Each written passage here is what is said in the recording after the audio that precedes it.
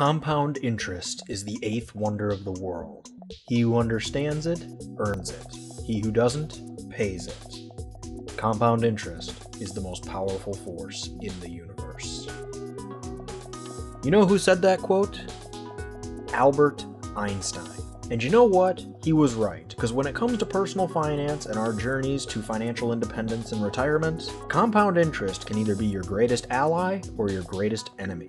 Now, compound interest, as I'm sure most of you know, is basically just the concept that over time, your money begins to make you money when the interest compounds on your principal. So for example, if you had $100 invested in the stock market and it earned 10% in its first year, you would have $110 because you made $10 in interest. However, if the same thing happened in the second year and you again gained 10%, you wouldn't just make $10. Because of compounding, you would actually be earning interest on $110 in year 2. And 10% of that is, of course, $11. So at the end of the second year, you'd have $121. And just imagine how much of a difference that makes, even on something as little as $100, over the course of an entire working career. You can see how compound interest can be a great ally, but it also works in reverse. For example, if you have a lot of debts that are all accruing interest, then not only is your money not making you money, but the money that you got when you took out the loan is actually effectively costing you money.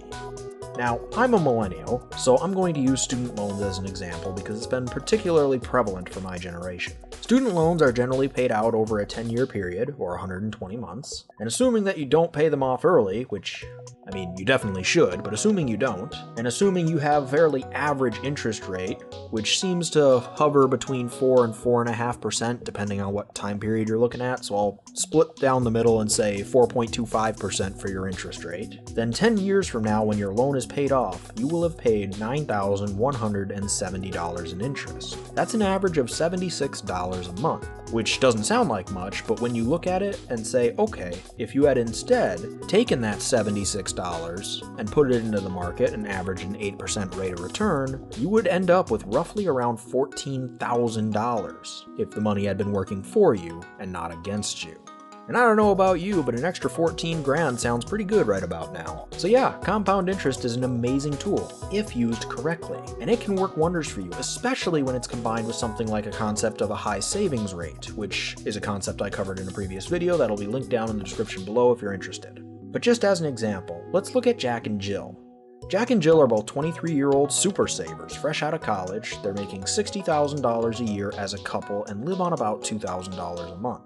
Now, they're able to do this because they're debt-free, one, and currently don't have any children. And as a result, they can take full advantage of their retirement plans. If they each max out their 401ks in the first year of work and average an 8% rate of return, they will have over $600,000 waiting for them in their retirement accounts when they turn 60, even if they never put another penny in for the rest of their working careers. Now, if they max out their 401ks for 2 years instead of 1, they will wind up with almost $1.2 million by the time they're 60.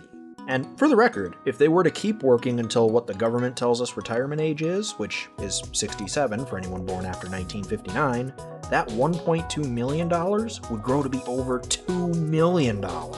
And considering Jack and Jill's lifestyles, even in 40 years or so, $2 million will probably be about enough for them to live on comfortably in retirement. And that all happened because of just 2 years of saving. That, my friends, is the power of compound interest. But that'll do it for me today, just a quick video. If you enjoyed this, be sure to like and share it with your friends. I'll be back with another video next Friday, but until then, thanks for watching and have a great day.